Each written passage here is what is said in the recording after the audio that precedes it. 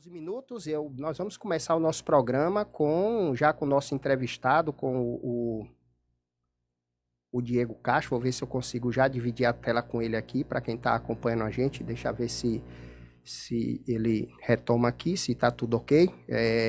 Deixa eu ver se ele consegue nos ouvir aqui bem. Boa noite, Diego. Seja bem-vindo ao programa Folha Notícias. Consegue ouvir a gente bem? Boa noite, Bruno. Consigo ouvir perfeitamente. Pronto, então peraí que eu já lhe jogo. Agora sim, estamos com ele aqui dividindo a tela. Agora vamos oficializar a entrada do advogado e pré-candidato a deputado estadual. E o Diego já vem com a força, já vem bem reforçado, aliás, viu? Na candidatura que eu vi esses dias ele com Aleluia e já começou bem com Aleluia. Então, Diego, seja bem-vindo ao programa Folha Notícias. Obrigado, Bruno. Boa noite, meus irmãos aí que nos escutam da Folha. Antes de mais nada, agradecer a oportunidade, o espaço, o convite, né? Parabenizar o trabalho de vocês, um trabalho importantíssimo, esse trabalho de informação, né, de difusão da notícia direto da fonte, sem maquiagens e sem papas nas línguas. Então, é esse trabalho que a gente precisa cada vez mais para levar, de fato, a informação nua e crua como ela é ao povo. Rapaz, eu fico aqui até me perguntando, viu, Diego, às vezes, porque nós convidamos uma quantidade muito grande de políticos para participarem dos nossos, dos nossas entrevistas, e eu percebo que cada dia que passa está em extinção eu consegui falar com esquerdista, viu? E depois desses eventos que teve do 2 de julho, eu sinceramente não sei o que aconteceu. Eu vou deixar bem claro aqui para os nossos ouvintes internautas e para quem conhece o nosso veículo de comunicação, tá? De que nós não temos esse precedente de esquerda e direita, mas que vem aqui que fala a verdade e que também pode ser questionado. Eu estou aqui na minha frente, aberto o Instagram, estou no Kawaii, estou no TikTok, estou no YouTube, estou no Instagram, estou na rádio, estou na nossa TV oficial. Então, assim, todas as perguntas que vieram elas vão ser feitas. Cabe os senhores também responderem ou não. Agora, achar que não pode ir num determinado veículo de comunicação porque vai ser questionado realmente chega a ser ridículo. E eu fico me perguntando às vezes, Diego, como é que esses pré-candidatos ou esses candidatos podem representar o povo numa plenária de uma Assembleia Legislativa ou de uma Câmara Federal se não querem ser questionados? E aí eu queria lhe perguntar, eu queria começar a nossa entrevista a respeito da qualificação política de muitos pré-candidatos. E você que está também um jovem, né? Militante de política, de que anda em todos os bairros, principalmente na capital baiana, ouve todo mundo. Logicamente, tem ideias que as pessoas são favoráveis, outras não, mas você está ali para ouvir. Como é que você tem visto, Diego, de 2018 para essa eleição agora de 2022, a qualificação política dos pré-candidatos hoje na capital baiana? Bom, Bruno, eu vejo de forma muito preocupante, né? Eu digo que preocupante porque eu tenho me deparado com um número grande de pré-candidatos e de políticos, né? Frisar isso também com mandato, com deficiências mesmo, eu não digo intelectual, mas deficiência mesmo política, né? Claro, o intelecto é uma peça importante para a construção da figura de um político, mas muito mais do que isso, é o preparo para estar lidando com o povo. Políticos, como você disse aí, que tem medo de ser questionado, tem medo de ser cobrado, né? Tem medo de encarar sabatinas e encarar a realidade como ela é, são políticos que não somam. Infelizmente, é a grande maioria que temos aí hoje. E voltando aqui, falando na questão intelectual, a gente percebe isso na produtividade, principalmente legislativa. O que é que eu quero dizer com isso? Nos resultados em projetos de leis, né, nas leis que são elaboradas, né, que são feitas, aprovadas tanto na Assembleia quanto nas câmaras municipais. Se a gente analisar o estado da Bahia e o município de Salvador, né, eu não digo nem Salvador ainda tem ali uma certa média de produtividade, mas a Assembleia Legislativa do Estado da Bahia, lamentavelmente, é uma das piores do Brasil no quesito produtividade, né? A gente vê muito mais o tempo sendo gasto em honrarias, em afagos, em discursos vazios, do que realmente projetos que interessam a vida da população. E quando saem os projetos de lei se transformando em lei, é um pior do que o outro, né?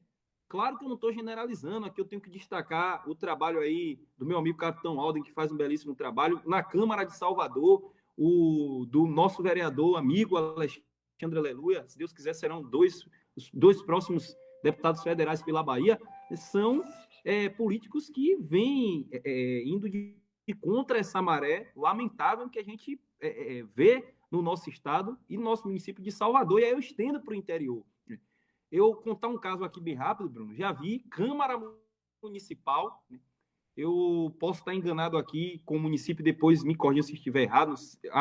Se não foi Piauí ou foi Pirá, há alguns anos atrás, não tem muito tempo não, bem recente, há poucos anos atrás, melhor dizendo,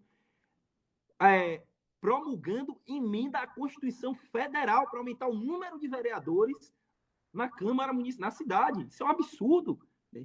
E ainda o prefeito sancionou. Isso é uma aberração jurídica. Quer dizer, onde é que está a Procuradoria? Onde é que está, para começar, o nível dos vereadores, para analisar que isso é uma competência exclusiva aí do Parlamento da Federação, né? Da Câmara dos Deputados e do Senado Federal. Né? Você vê o nível de político que a gente tem hoje. Então, eu tenho enxergado com muita preocupação, não é à toa que a Bahia é o estado que tem o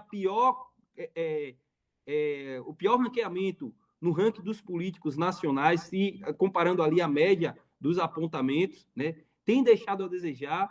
A gente vê que leis e iniciativas políticas vão de contra a vontade do povo, em sua grande maioria. A gente viu aí no período da pandemia, né, no período aí nefasto, em que a desculpa pelo cuidado da sua saúde virou um verdadeiro atropelo a direitos e garantias fundamentais, onde igrejas foram fechadas sem o menor pudor, né?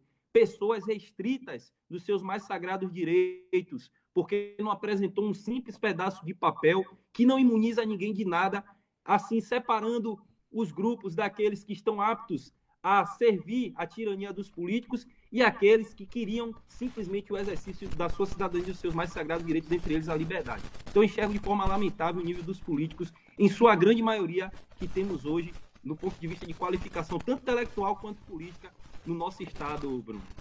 Agora, Diego, qual seria o discurso? O que é que você também tem preparado? Porque Salvador praticamente é a universidade dos políticos e a universidade de coronéis. Nós temos um absurdo, lamentável, eu peguei esses dias aqui, Diego, a lista de deputados estaduais na Bahia, e é vergonhoso você pegar uma lista com deputados de 6 mandatos, de 8 mandatos, de 10 mandatos, deputados que já se elegeram deputados estaduais, deputados federais, elegeram seus filhos deputados estaduais, viraram senadores, como é o caso do Ângelo Coronel, que virou senador, quis colocar a esposa goela abaixo, candidata a prefeita de Salvador, elege o filho, ou seja, estão criando as oligarquias, que o que mais se bateram, a questão do carlismo, a questão do assemineto e de que vem toda a família, mas a gente percebe que parece que a coisa continua, Diego. Como combater esse discurso para que essas raposas possam se reeleger novamente?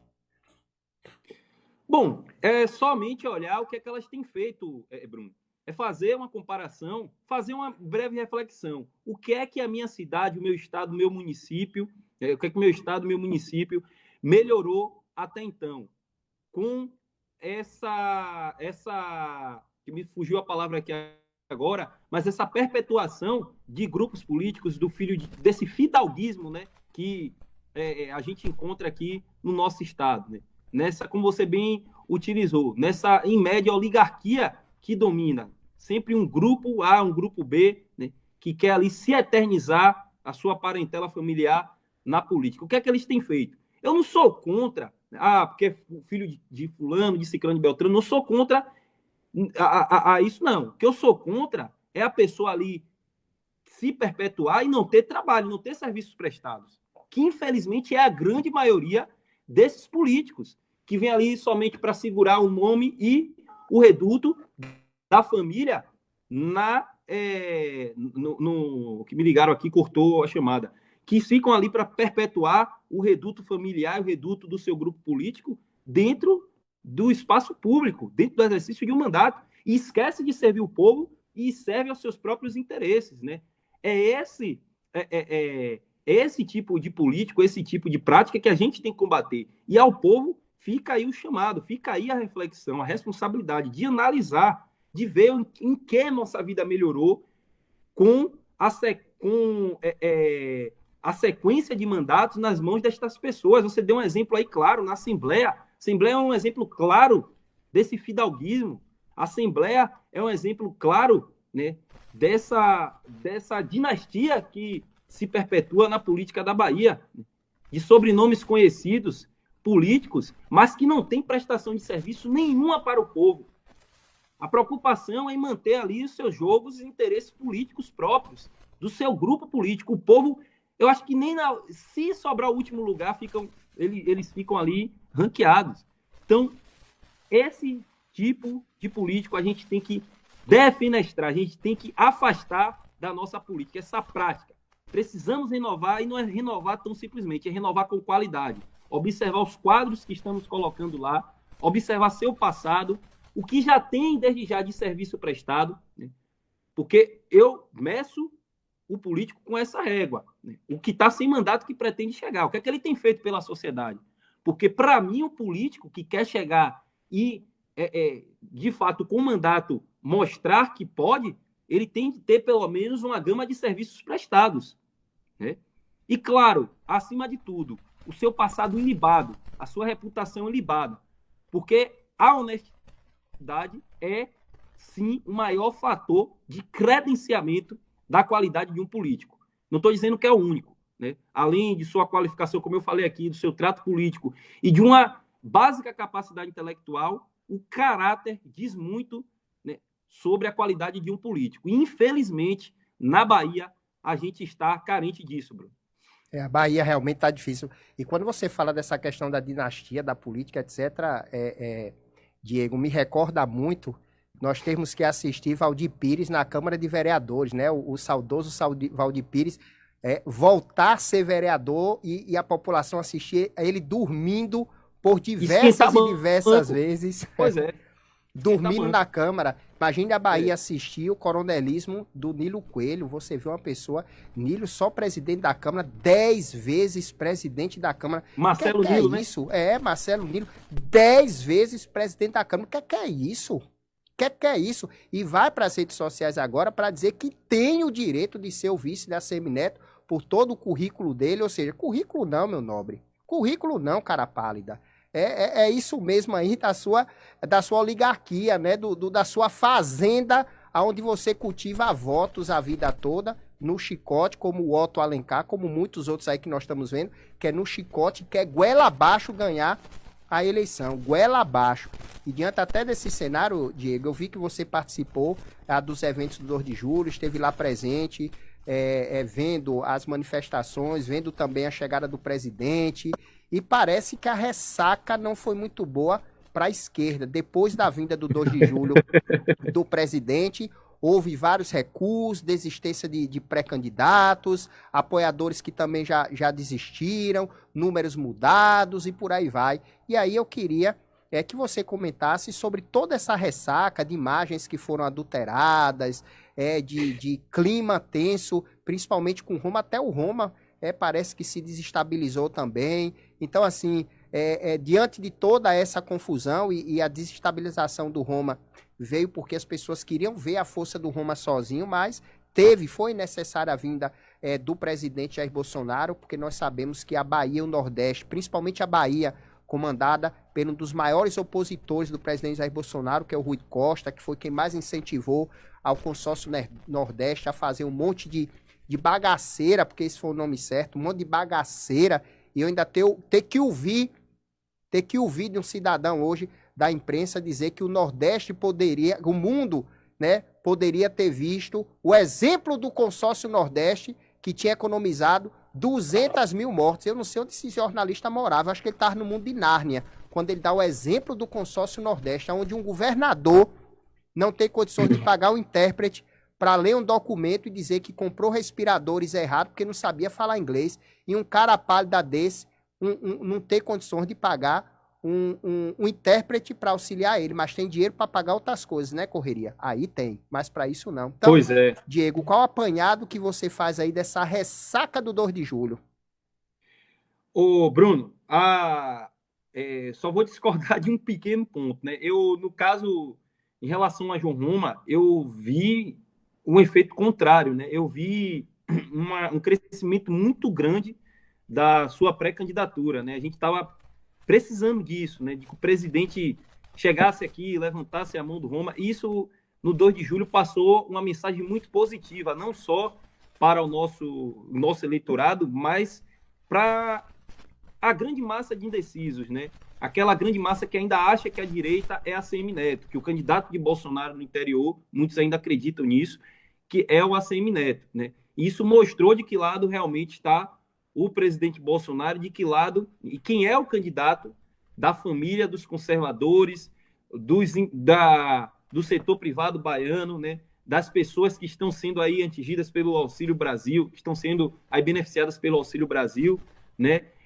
Isso mostrou. Eu estou dizendo porque eu estou andando aqui nesses últimos dias, depois do 2 de julho, e vi esse crescimento, vi esse sinal positivo, né?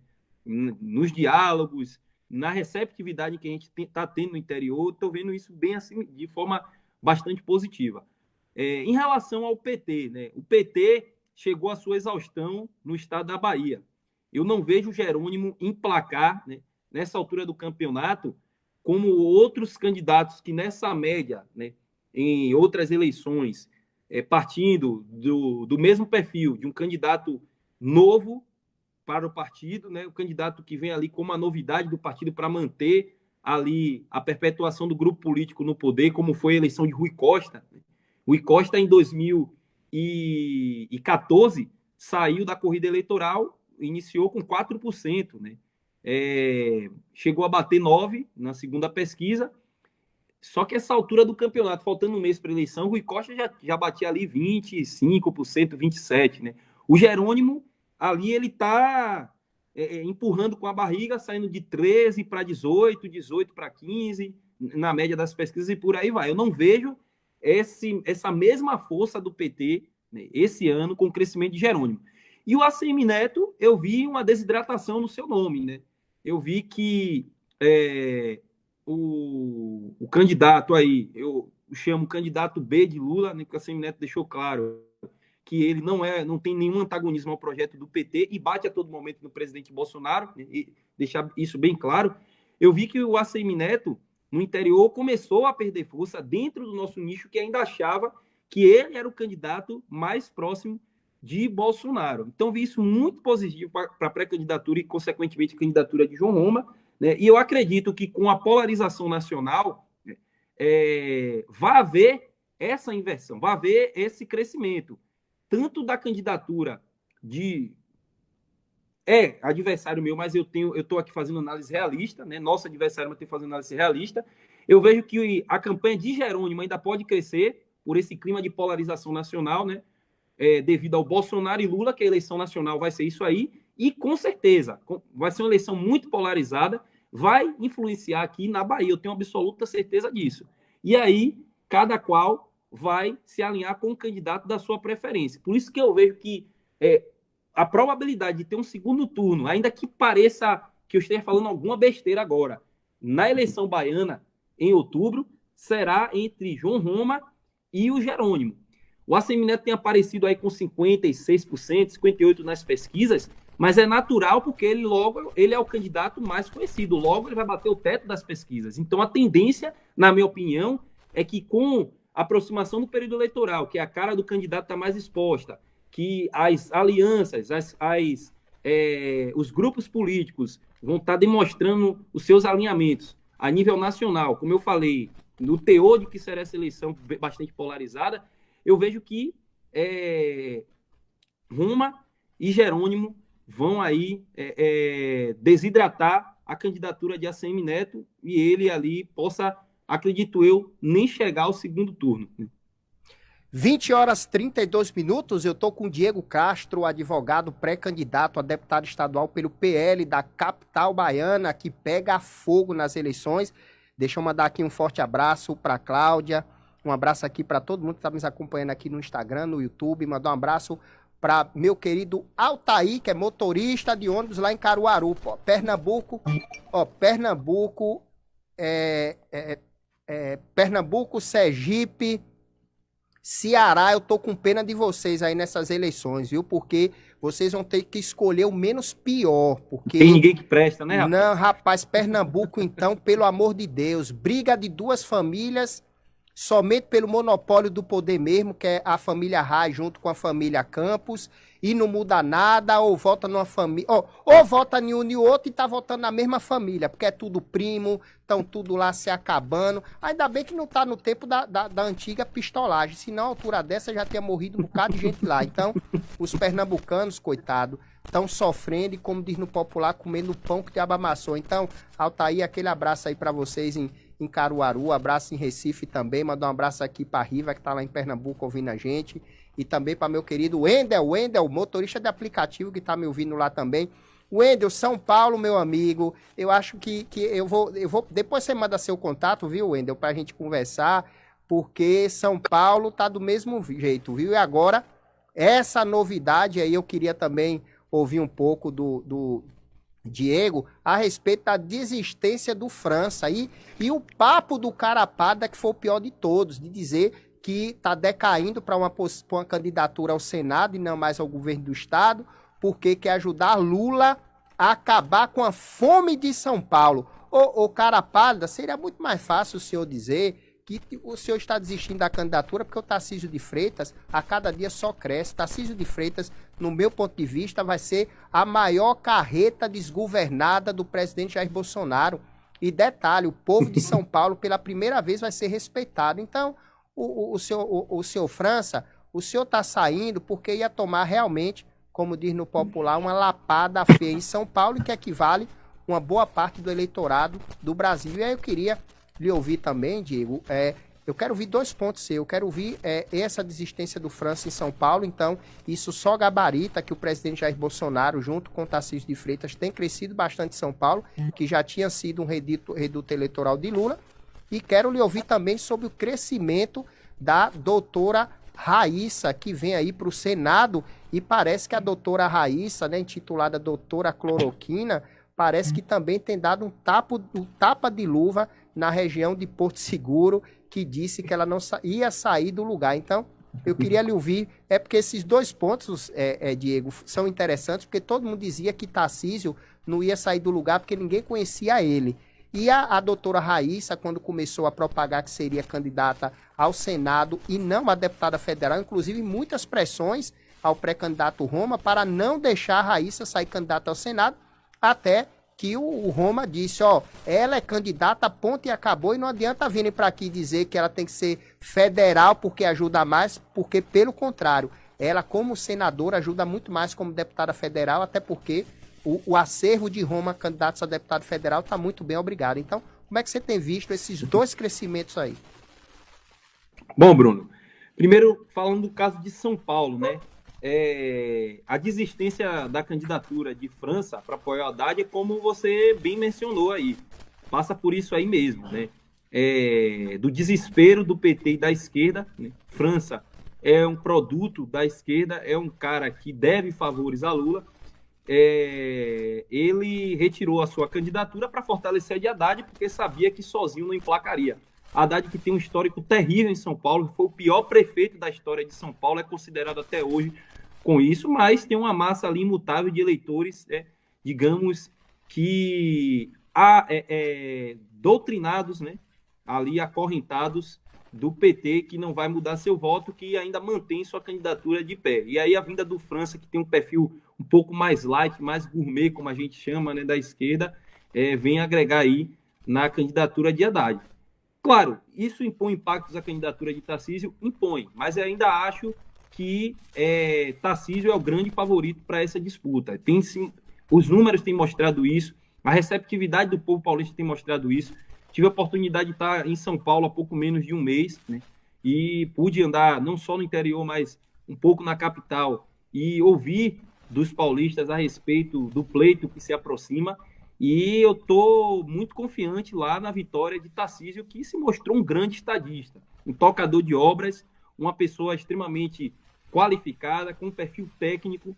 Eu acho que Tarcísio, ele é a cara de São Paulo, a cara de um governante que realmente bote o principal colégio, o principal estado, economicamente falando hoje, do país, no seu lugar de destaque que merece protagonismo e, assim, ajudando eleitoralmente o projeto do nosso presidente Bolsonaro, né, que precisa de um governador para um estado como São Paulo 100% alinhado com ele. Tarcísio tem demonstrado isso e eu acredito que vai levar muito desenvolvimento para aquela região que tem um potencial enorme, né, para aquele estado que tem ali consigo um know-how ali econômico bastante promissor, né?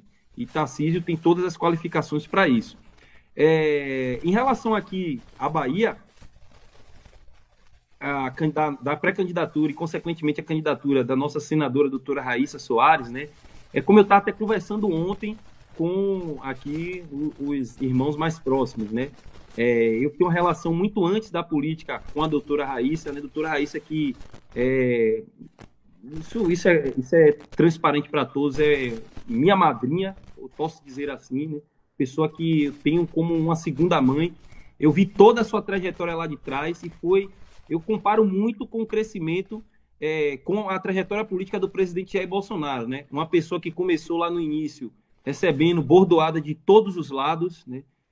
Sendo massacrada, uma tentativa de massacre ela sofreu pela classe política, por defender o que acredita. Mesmo assim, ela teve coragem de botar a sua vida em jogo para salvar outras vidas. Ela fez isso com louvor no município de Porto Seguro, que virou exemplo para todo o Brasil e naturalmente se transformou na figura política que todos os baianos esperavam. E esse crescimento, doutora Raíssa, é consequência do seu trabalho, da pessoa que ela é, da sua temência a Deus. Eu conheço de perto, vejo que é uma pessoa que reverbera o caráter de Cristo, uma pessoa que na minha frente e atrás é o mesmo, que à frente e atrás das câmeras é a mesma pessoa, não faz acepção de outras, dá tratamento isonômico a todos, né?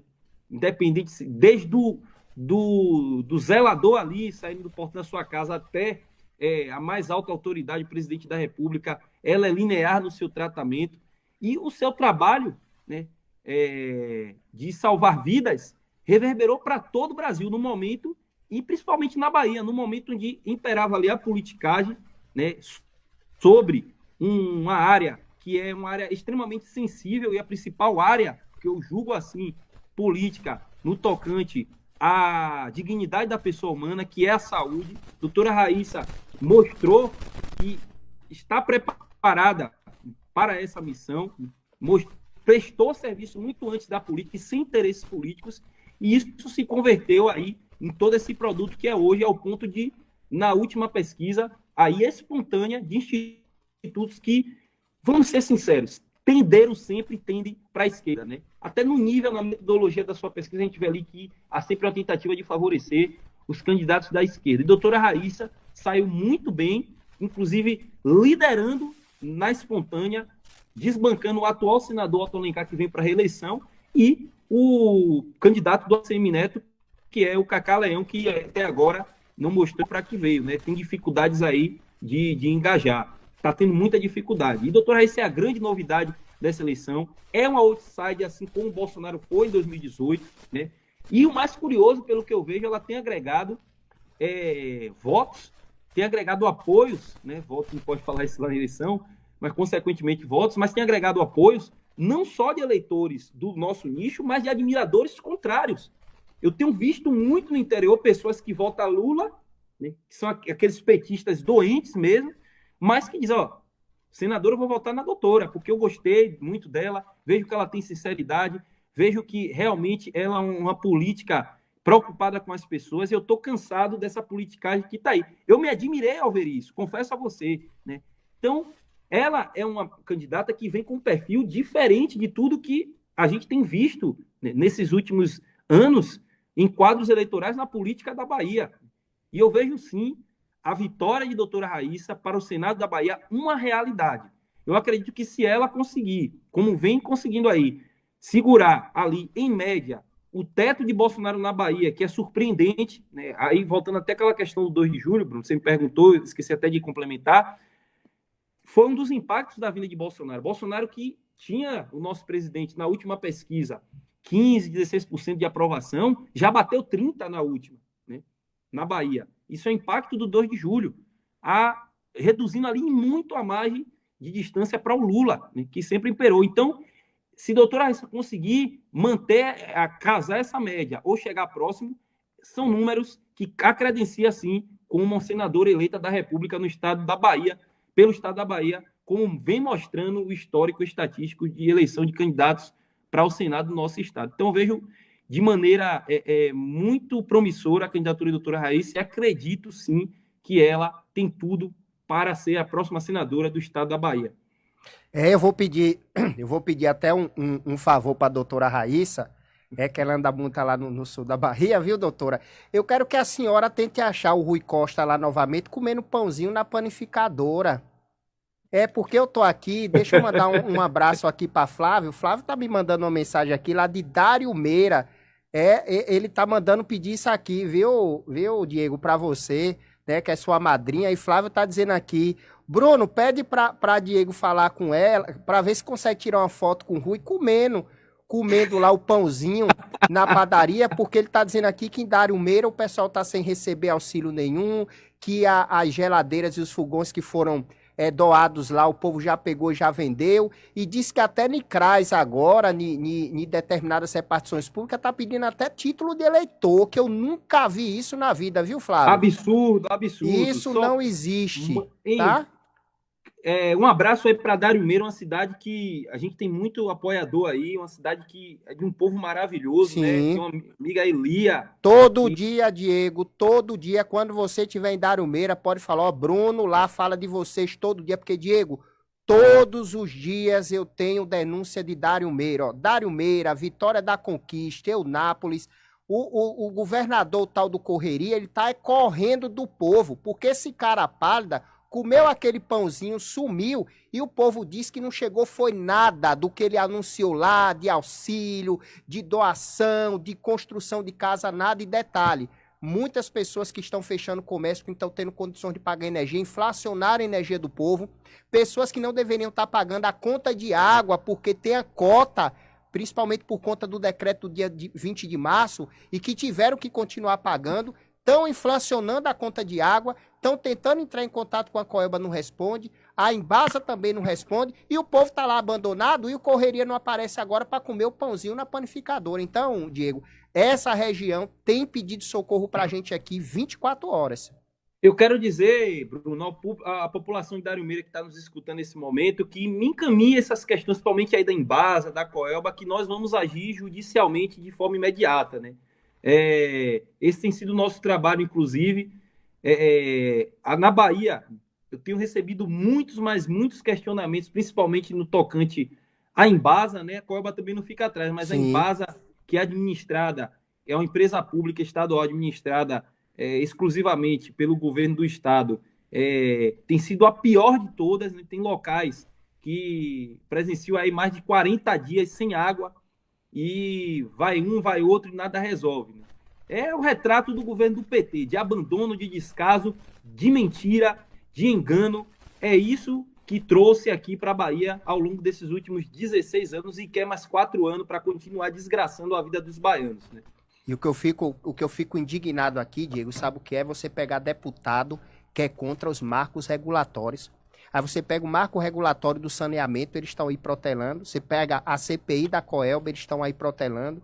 Você pega o marco regulatório do terceiro setor, que foi a Lei 13.019, e as prefeituras e os governos ficam protelando para baixar suas portarias, para pedir adequação, não só das secretarias, mas também das associações. E aí eu queria lhe perguntar, Diego, seria pautas interessantes para os novos deputados entrarem e mexer com isso?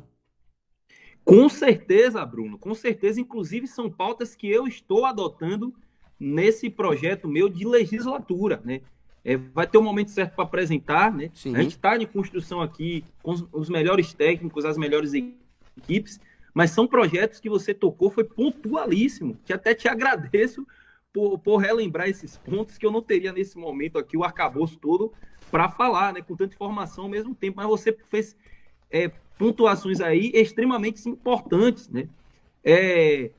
um dado aqui interessante, o PT votou contra o marco do saneamento básico. O PT, na Câmara Federal, a bancada foi toda contra, o PT e toda a esquerda, o time de Rui Costa e de Lula aqui na Bahia foi contra. O time de Rui Costa e Lula, povo baiano, você que está me escutando aí, me desculpe se eu vou ser aqui muito jocoso na minha expressão, muito com a linguagem muito chula, mas tem que falar uma linguagem para esse povo entender. O PT baiano quer ver, povo baiano, o cocô baiano na porta da sua casa ali, quando der uma enchente, né? Quer ver esgoto a céu aberto. É isso que eles querem. Eles votaram contra o marco do saneamento básico. E por que votaram contra? Porque, primeiro, eles não gostam do povo. Porque eles querem a perpetuação da pobreza. Porque quanto mais pobres os baianos estiverem, os brasileiros, né, mais pessoas estarão sob o seu cabresto. Mais pessoas estarão ali atreladas ao jugo dos seus famigerados projetos de assistencialismo, né? Foi isso, em míseros projetos, como foi lá o falido Bolsa Família, que Bolsonaro hoje, né, transformou e, de fato, fez um projeto de distribuição de renda que é o Auxílio Brasil, o maior da história do nosso país, né? Não como aquele engodo que ficava a mercê do joguinho político de prefeituras para o prefeito escolher quem ia ser beneficiado, os seus asseclas, e por aí vai. Hoje, realmente, o dinheiro sai do governo federal e vai para a conta do povo, não para a conta da prefeitura, para ser desviado, para depois fazer campanha política. A gente tem assistido isso, né?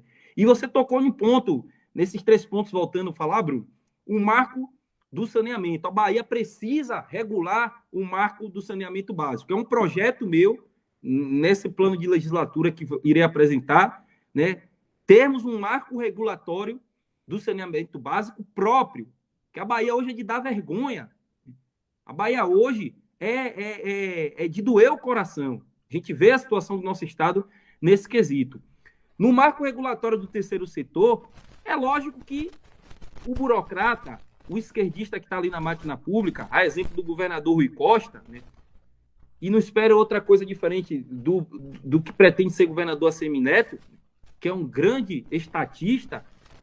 Quando eu digo grande estatista, para quem não entende a linguagem, quanto mais um Estado inchado para ele dominar e acorrentar o povo melhor, eles vão ser contra. Eles serão sempre contra isso. Porque dando mais liberdade ao terceiro setor, mais protagonismo ao terceiro setor, para quem não entende, a gente tem 3 setores.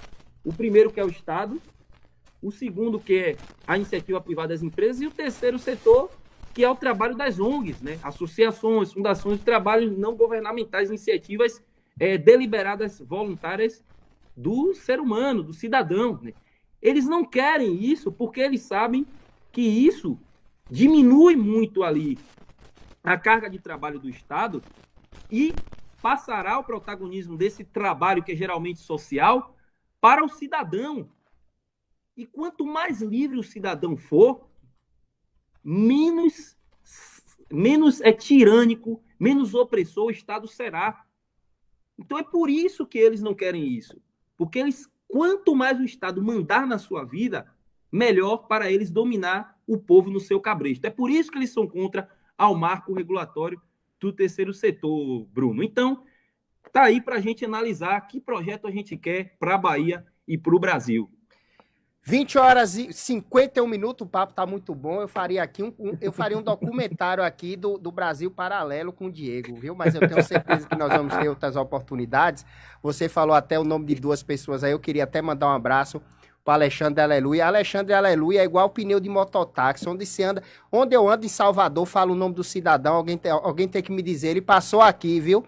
Eu mandar um abraço para Luci, né? Luci ali da Ladeira do Bonfim, tá? Chego ali e falei de Aleluia, aí, ó, Aleluia anda aqui, viu, Bruno, direto, Aí vai no restaurante ali no fundo da Igreja do Bonfim, mandar um abraço aqui, pra minha querida Desi, pessoal todo dali, ó, o Alexandre passou aqui, aí eu fui na Ribeira, cheguei na Ribeira, ó, o Alexandre passou por aqui, deixa eu mandar um abraço aqui pra Índio de Paripe, aí vou lá pra Paripe, esses dias eu até falei, tô devendo uma visita lá em Paripe novamente, viu, vou dar um pulinho lá. Olha, Paripe eu me assusto ali também, porque Paripe, Diego, parece que você chegou em outro mundo, né? Em outra De outra cidade, é um cidade, rapaz. vulco-vulco.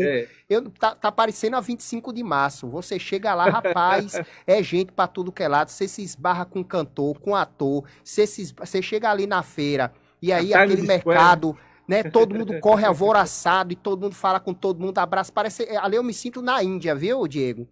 Na Índia.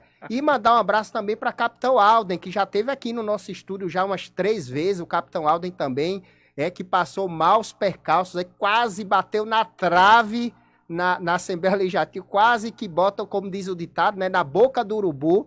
Mas o Capitão Alden foi resiliente e correu. Então essas duas figuraças que estão aí no páreo para a Câmara Federal. E queria, para a gente finalizar a sua participação, Diego, de onde surgiu essa parceria entre o Diego mais o Alexandre Aleluia e o Capitão Alden? Bom, Bruno, já finalizando, né? Eu quero agradecer a oportunidade, né? Dizer que é sempre um prazer estar dialogando, estar expondo nossas impressões, estar falando direto com o povo, né? É um programa em que a gente, em tempo real, você lê mensagens, lê perguntas. É esse tipo de jornalismo que os políticos, digamos que comuns, não comuns, né? Mas os políticos incomuns têm medo, né? E essa parceria é uma parceria fruto da coerência de um trabalho, né? Eu tenho um trabalho muito linkado com as ideias que eu penso, com os valores em que eu defendo. Eu sou um conservador nato, fui um dos primeiros a levantar levantar a defesa do nome de Bolsonaro aqui na Bahia, isso lá desde 2011, né? E nessa jornada conheci aí, né, o Capitão Alden, lá por meados de 2015, e o Alexandre Aleluia, né, já lá em 2014, desde os movimentos ali de juventude, né, e desde lá eu vi pessoas que comungavam do mesmo pensamento, e pessoas que quando vieram os momentos do teste de fogo, em que muitos mudaram a sua bandeira, né, levantaram, como diz um amigo meu, a bandeira da falsidade, não da realidade, né, nesse momento eu vi ali que eram pessoas confiáveis, pessoas para que eu poderia, com toda a certeza, de olhos fechados, segurar as mãos e caminhar para o propósito que a gente tem de mudar a Bahia. Capitão Alden Guerreiro, tenho acompanhado de perto o seu trabalho, o único deputado de direita que nós temos na Assembleia, isso é bom deixar claro. Não vi nenhum outro deputado defender com o risco do seu próprio mandato a integridade dos nossos valores, ao ponto de quase ser caçado por falar a verdade, por bater de frente contra esse sistema que está aí e merece sim uma cadeira na Câmara Federal, do mesmo modo que Alexandre Aleluia. Alexandre Aleluia, desde que eu conheço, é o mesmo Alexandre Aleluia, com a sua postura linear de defesa da nossa fé cristã, das liberdades individuais, né, combatendo a libertinagem, em defesa irrestrita do nosso presidente Bolsonaro, um cara que tem muito serviço prestado, um político atípico dentro, eu digo, da direita nacional, que tem um contato com a comunidade, né? Com a favela. É difícil, né? A gente vê, é uma deficiência que, infelizmente, a gente tem que enxergar que a direita tem hoje, e ele tem feito isso, né? Levando essa mensagem ali aos locais mais ermos, mais difícil de se trabalhar com esse nosso pensamento que foi demonizado com quase 70 anos de doutrinação cultural da esquerda, principalmente nessas áreas mais carentes. Alexandre Aleluia tem feito isso, e foi por isso que, com essa afinidade de trabalho, nessa minha decisão de sair para candidato a deputado estadual, vi ali 2 parceiros, 2 amigos de luta para se alinhar, e a gente tem feito esse trabalho, embora Alexandre e Alden, eles estão ali disputando o mesmo cargo, né? Mas tem voto para todo mundo. E com esse nosso trabalho, a gente dividiu regiões e deu sequência aí a essa parceria, que tem sido uma parceria muito promissora, 2 pessoas de palavras, e que eu tenho certeza que chegarão sim na Câmara Federal, porque vem fazendo um grande trabalho, o povo baiano vem reconhecendo isso, a gente percebe a cada local que a gente vem andando, Bruno. Gente, é isso aí. Tem um bocado de pergunta aqui para eu fazer. Algumas eu não posso fazer porque a Justiça Eleitoral não deixa, tá, gente? Porque até, por enquanto, o Diego é um pré-candidato, então como nós percebemos que a oposição, principalmente, né, o meio político é assim, tá, gente? Antes da política, ninguém presta atenção em você, mas quando a pessoa abre a boca para dizer assim, sou candidato, aí tudo pronto. muda de figura. Então, qualquer palavra que o Diego falar aqui pode caracterizar uma campanha antecipada ou pedir um voto. Né? Por muito pouco o PT me processou, né? Aí, pois é. Então, assim, a gente tem que ter muita cautela, porque realmente se aproveitam bastante dessa situação. Então, Verdade. tem perguntas que eu não posso fazer, porque teria esse cunho e o Diego não poderia responder por isso e não trazer aquela conotação de que, de repente, que de repente está sendo censurado alguma pergunta ou não. Não é. Ele não pode falar em determinadas propostas, ele não pode fazer nenhum aceno de que está pedindo voto ou fazendo uma campanha antecipada, sabe? Porque, como diz o ditado, na cabeça de juiz, ainda mais hoje em dia, principalmente do STF, sabe lá Deus o que se passa, né? Que todo mundo diz que é cabeça de mulher. É aquele né? ditado, cabeça de juiz, respeitando, claro, a classe jurídica, né? Mas é um brocado popular nosso. Cabeça de juiz e bunda de neném, a gente não sabe o que espera. Né? Exatamente. Então, o Diego é um pré-candidato a deputado estadual pelo PL, da capital baiana, de Salvador. E é um jovem que está aí buscando o espaço dele também, é válido também, como muitos outros. Nós teremos mais do que 800 candidatos a deputados estaduais, mais de 1.400 deputados federais. Tem para todos os gostos, como diz o ditado, né, Diego? Como você acabou de dizer. O Capitão Alden mais o Alexandre Aleluia estão aí, mas tem espaço para todos os dois. Não quer dizer que dos dois só pode entrar um, não. Pode entrar os dois, podem entrar os três, com o Diego também aí. Então, é uma opção da população, e aí eu peço, vamos ter mais outras oportunidades para entrevistar todos eles. Vocês podem mandar, aqui não tem censura, aqui não tem negócio de filtro, pergunta. Se ele responder bem, beleza. Se não responder bem, se também não quiser responder, agora vai caber a você que está nos assistindo. Então, eu queria agradecer, Diego, pela sua transparência, deixando bem claro aí. E quem assistiu aí agora, viu que está bem claro qual é o posicionamento político dele, o que é que ele pensa da política, o que é que ele quer fazer, um pouco do que ele quer fazer na política.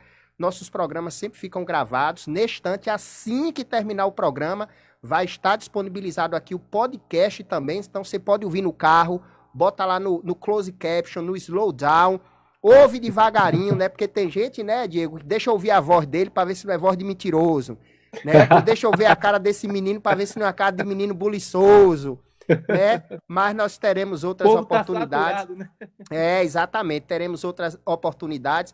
E vou lhe pedir que quando você tiver Lauro de Freitas, Simões Filho, Salvador, nessas comunidades, ouça bastante mesmo a população, tá? Mandar um abraço aqui para Raquel Maia, faz um trabalho fantástico, Raquel, que é coordenadora da ANAC, que é Núcleo de Apoio às Comunidades, lá em Lauro de Freitas. E aí, Diego, anda no Quingoma, que está precisando muito de ajuda, no Parque São Paulo, que está precisando de ajuda, no Aracuí. São locais em Lauro de Freitas que a gente recebe aqui diversas denúncias o tempo todo. Eu fico muito triste. Mandar até um abraço para o meu querido Tenóbio, que é amigo da gente aqui, o Gabriel, que vai ser candidato a deputado federal também. Então, eu já vi que o time de candidato a deputado federal, viu, vai ser uma força-tarefa que vai dar trabalho para a esquerda, viu? Esse ano eles vão ter trabalho, viu, Diego? Tem muito bons nomes, é verdade. Tem gente que tá indo para cima, porque o Diego, coitado, a Moema Gramado já deu tapa nele, o povo os assessores já agrediram ele já foi, como diz no popular, escarreirado de um monte de lugar, e tá aí, firme e forte, como vocês, que andam aí, a capital baiana, tem encontrado problemas em tudo que é canto que você anda em Salvador, pelo amor de Deus. Eu até tento às vezes, viu, Diego? Eu digo para todo mundo, gente, o jornalista, o comunicador, não pense que é todo jornalista que é sensacionalista, que todo jornalista gosta de noticiar só desgraça, não. Tem jornalista que quer pegar um programa e dar notícia boa, de falar de uma coisa boa, de trazer uma novidade, de dizer ao povo uma coisa bacana aqui para você. Mas a gente tenta, é difícil conseguir, porque você chega no ponto de ônibus, o povo reclama do transporte público sucateado. Você vai no metrô, o povo reclama do metrô. Você vai no Hospital Geral do Estado, o povo reclama lá. Você vai nas unidades básicas de saúde, tá sem médico. Você vai nas escolas, primeira chuva que deu, alagou as escolas, que o prefeito, que o governador acaba de entregar. Você vai em escola técnica que tá sucateada. Então, assim, a gente até tenta, mas não consegue. Aí, quando você vai para os eventos de política, que a gente pensa que vai noticiar alguma coisa boa, não noticia porque ele disse que fez, quando chegar lá não fez. Diz que vai funcionar, quando chegar lá não vai funcionar. Então, vamos botar algum deputado aí que possa invadir isso para trazer a verdade para o povo que está funcionando e que não está. Então, Diego, mais uma vez, brigadão pela sua participação. Boa sorte na sua corrida eleitoral. Muito obrigado, meu amigo. Que Deus possa lhe iluminar. Mais uma vez, né? Tô aqui agora em Juazeiro, ainda nessa corrida aqui, né? Já visitamos todas as regiões da Bahia praticamente. A gente está agora nessa caravana em Juazeiro e a gente segue para Biritinga. Me ajuda aí, Alexandre? Quais outros? Biritinga, Tucano e por aí vai, né? Vixe, Mário, vou lhe dar depois aí no seu privado um monte de gente para você visitar aí, que manda para aqui a gente. Ó, visita aí Remanso, Casa Nova. Ó, tá aqui o povo tudo mandando para mim. O Anderson, forte abraço aqui, tá em Remanso. Remanso é o lugar que o prefeito nomeou o filho, tem 21 anos de idade. Remanso, eu entrei com ação, inclusive, contra a prefeitura para derrubar o passaporte do mal aí, né? Pois é. Entrei com ação aí, né, em Remanso, né? Umas 2 ações, salvo não me engano. O prefeito de lá nomeou o filho ganha um salário de 8 mil reais e nem os pés coloca lá. Então, assim, é a cidade de Remanso, toda esburacada, a cidade toda destruída. Passa lá em Remanso, vai em Casa Nova também, manda dar um tapa naquela rodoviária, pelo amor de Deus, o povo não aguenta mais uma rodoviária que só cabe um ônibus, 2, aliás, um chegando e outro saindo. Pelo amor de Deus. Aí você vê a placa lá, Diego. E pra não chorar, né? Rapaz, aí você vai ver a placa lá, tá lá, inaugurada por João Durval. Quando você vai ver, 1900 e Princesa Isabel. Então vai lá em Casa Nova, grande produtora de cebola, tem uma vinícola também muito grande, poderosa lá, tá? Dá um pulinho aí. Juazeiro, a terra do nosso saudoso aí Roberto Carlos, que é o deputado e presidente juazeirense também, um abraço para ele, tá? Tivemos várias vezes com o deputado lá também. Passa lá também em Nova Fátima, que o povo tá lá agoniado, Gavião, Capim Grosso, o povo tá todo mundo aí pedindo ajuda, Capim Grosso recente, né? Capim Grosso tive recente, Nova Fátima, né? O povo já tá brincando, dizendo... O povo já tá dizendo que o governador deixou lá foi capim fino, viu? Era grosso, mas agora ficou fino. Diego, brigadão mais uma vez. Oi? O PT, partindo dessa reflexão que você fez, tem um ditado, né, que fala que se o PT governasse o Saara, né, sumiria até a areia, né? Rapaz, não tem muita diferença não, viu, meu amigo? Porque realmente onde a gente passa... O povo chama de um lado, e é o povo que chama e mostra. Eu costumo dizer aqui o tempo todo, não sou eu que estou falando, as imagens estão aqui. O povo manda para mim e eu passo. Então não tem como ninguém dizer que é mentira. Mesmo, então você diz, porque Bruno é de esquerda, porque Bruno é de direita. Eu digo, rapaz, a imagem está aqui. Amanhã de manhã mesmo tem um monte de denúncia que nós vamos visitar e fazer imagem. Então, o que eu digo para todo mundo, eu vou lá porque o povo me chamou agora. Quem estiver assistindo, que julgue se é um problema do Estado, do município ou federal. É como o Diego citou neste instante, a questão do Bolsa Família. Se vocês acham que o Bolsa Família que custava R$85 e hoje vai para 450 e você acha que isso é um problema, vai agora, né? Foi recentemente aprovado, R$600. Se vocês acham que por R$85 era melhor do que 600, aí vocês buscam o governo do 85. Vota em Lula. Exatamente. Vota em Lula. Né? Se acham que 18 policlínicas é melhor do que 18 hospitais, volta nas policlínicas. Pois é. Né? Então, é isso aí. Mas vamos pra frente. Diego, obrigado. Até uma próxima ocasião. Irmão. Satisfação, meu velho. Estamos às ordens aí sempre. Parabenizar o Webfolha. Estamos aqui às ordens. Parabéns pelo trabalho de vocês aí, todos que até aqui nos escutaram e nos assistiram. Manda um abraço aí quando Diego você tiver. Castro. Divulgar minha rede social aqui rapidinho. Pode falar. Diego Castro BA, Instagram, Facebook também, né? E WhatsApp, Twitter, né? Estamos aí, né? Lá sempre, quem quiser acompanhar nosso trabalho, a gente pode visitar essas redes aí, estaremos sempre à disposição. Pronto. Um abraço, meu irmão. Abraço, brigadão. Manda um abraço para todo mundo de Juazeiro. E quando tiver com o Alexandre, com o Capitão Aldo, Timóteo, manda um abraço para toda a turma lá. Alexandre está aqui, vamos se encontrar daqui a pouco, inclusive. Pronto, manda um abração aí para ele. Tchau, tchau. Valeu, meu irmão. 20h06, acabei de falar com o Diego Castro, pré-candidato a deputado estadual, viu? Pré-candidato a deputado estadual e tá lá em Juazeiro, correndo trecho.